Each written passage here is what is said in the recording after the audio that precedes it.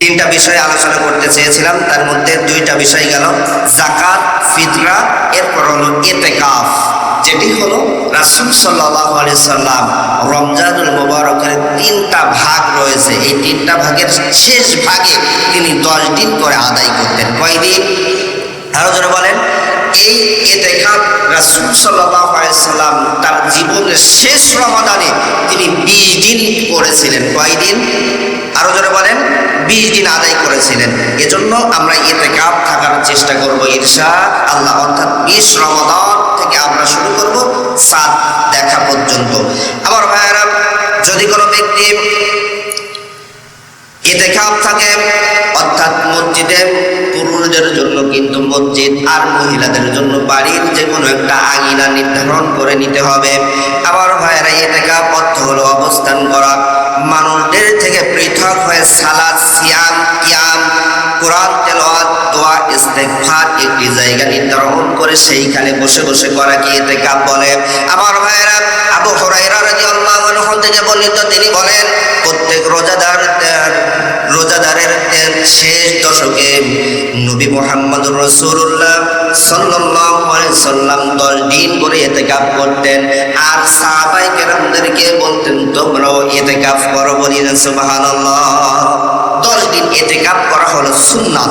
আমার ভাইয়েরা, হযরত আলী রাদিয়াল্লাহু আনহু থেকে বর্ণিত, তিনি বলেন রাসূল সাল্লাল্লাহু আলাইহি সাল্লাম বলেছেন, যে ব্যক্তি রমজানের 10 দিন ইতিকাফ করবে তার আমলনামায় আল্লাহ তাআলা 2টা হজ এবং 2টা উমরা, মোট 4টা হজ আদায় করলে আমার ভাইয়েরা যে সওয়াব হবে ওই পরিমাণ সওয়াব আল্লাহ তাআলা তার আমলনামায় লিখে দিবে।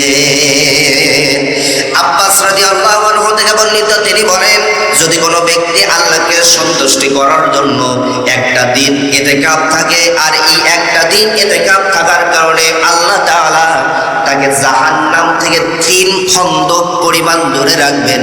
এক খন্দক আমার ভাইয়েরা আসমান জমিন যত দূর, ঠিক তার চাইতে এমন 3টা খন্দক আমার ভাইয়েরা আল্লাহ তাআলা জাহান্নাম থেকে আমাদেরকে দূরে রাখবেন।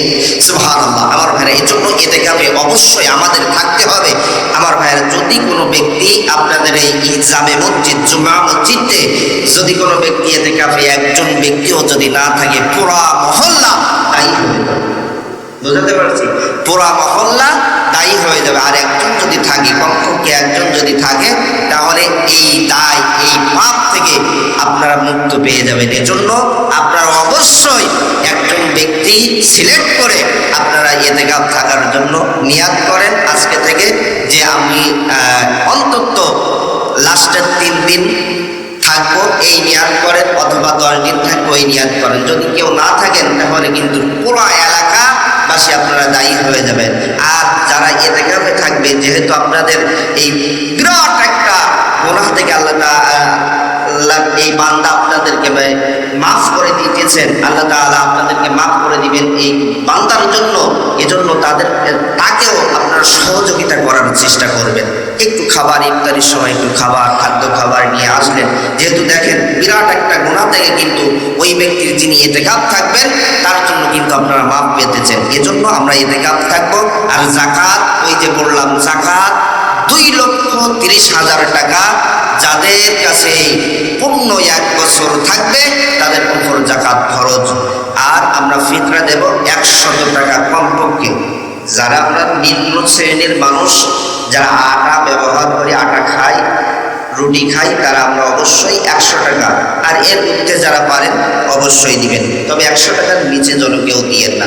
আর দ্বিতীয় নাম্বার আলোচনা করলাম, ইতিকাফ হলো লাস্টের 10 দিন। আমরা যে কোনো মহল্লা থেকে 1 জন পারেন, 10 জন পারেন, 2 জন পারেন, অবশ্যই থাকার চেষ্টা করবো ইনশাআল্লাহ।